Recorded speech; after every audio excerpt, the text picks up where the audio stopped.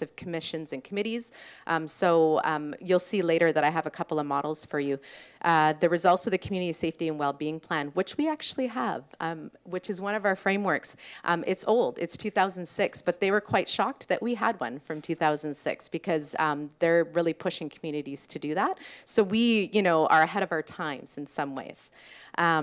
And then their process for how they recommend identifying community safety issues is as a process that we historically have worked from here at CSAC. So these are the two other like commissions as well, and I recommend that you go to their website to see the work that they're doing, especially around the membership piece. Take a piece and look at the membership around that, because the Waterloo region is quite like us in the sense that it's a regional area, and so they incorporate different cities and towns. So these are just different mandates, and these are in your packages, and so you can kind of take a peek at what they work on. They definitely link in with local government. They do a lot of the public education awareness piece that we do as well. Capacity building, supporting organizations to do the work on the ground, information sharing, and advocating for change as well. And here's just what the Thunder Bay does as well. A lot of similar stuff, lots of overlap, and some kind of really unique roles that they take as well. So this is just our safety and health action plan, and you can Google search it, or I'm happy to send you guys the document as well. It's a quite comprehensive plan. It just needs to be reviewed and updated, but it would take a good piece of work to do that. But this is basically we had the Carensmore neighborhood work and all that stuff that was done around there to do some neighborhood revitalization. There was a piece around the policy and guidance, which was linking with the planners and the OCPs, which we're in the process of talking about, and then the coordinated actions there. So it needs a revamp, but when you look at other community safety plans, they're quite similar.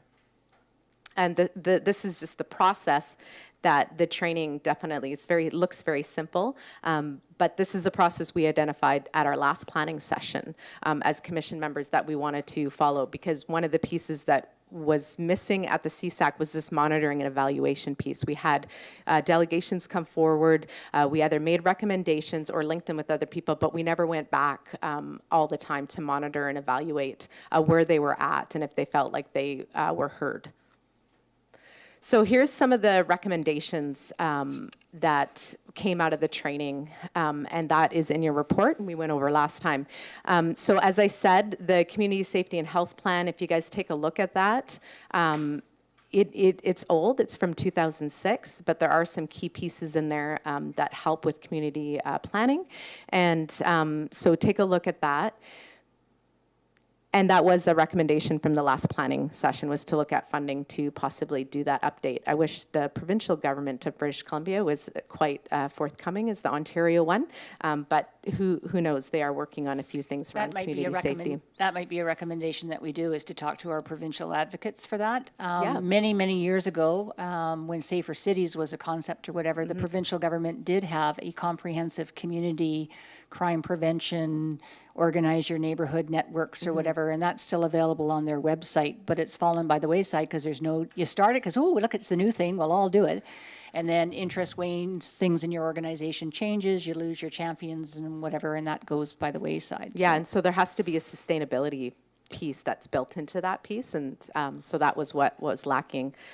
So this is the recommendation around the membership, talking about whether there's any partners missing, or do we need to lower membership to make it smaller, or are we capturing the right membership that we talked about? So that was kind of what I noticed.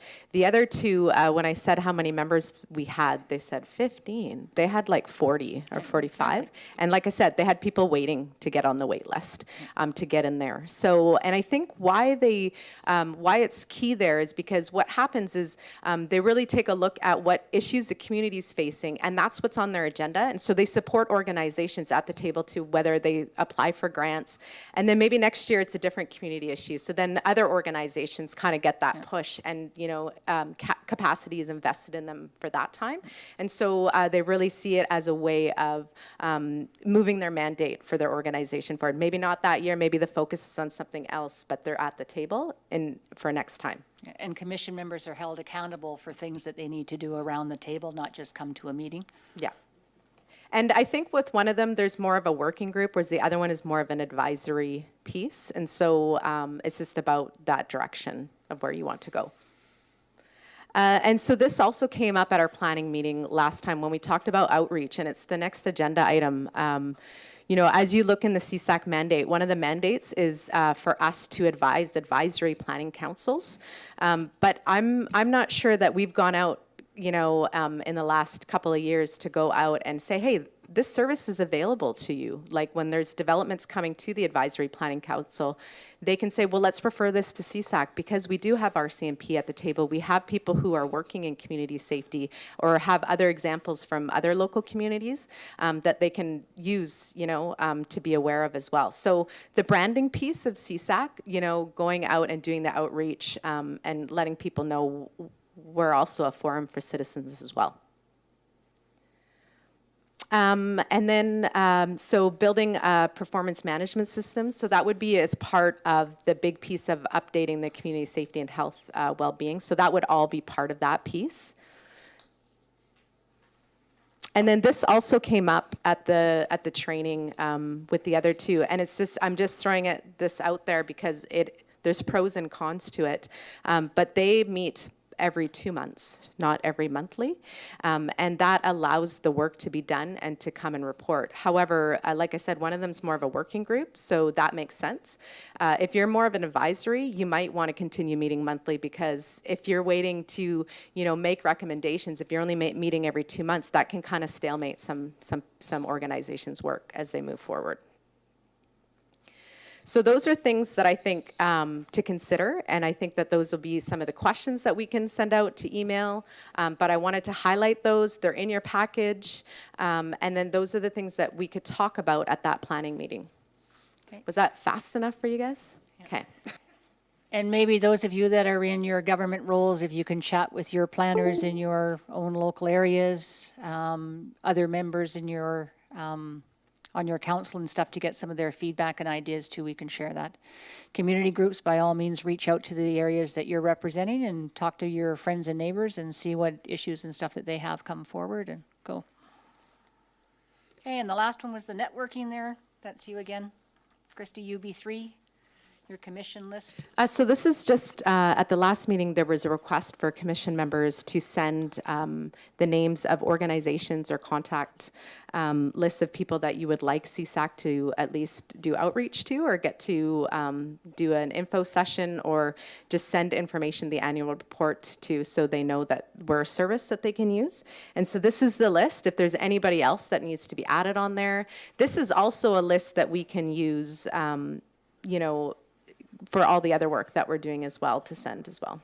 North Cowichan has a protective services committee as well. Okay. Anybody else missing? If anybody comes to mind, just email Christy and she'll add it to the list.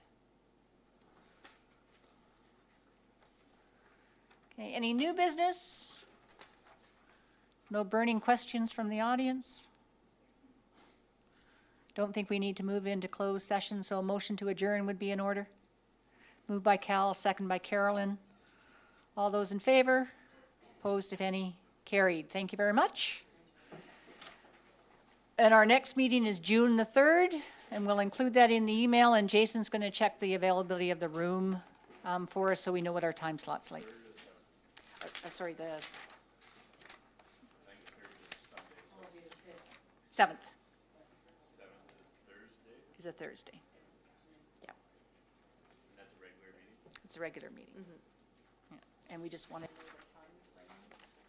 So even if we need to advance, are we okay if we advance this meeting earlier to give us more time on the end if we get a room show?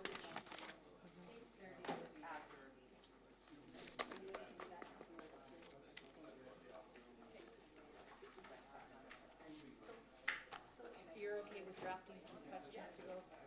Yeah, I can do that. I'll send them to you and then you can take a peek at them before I send them out.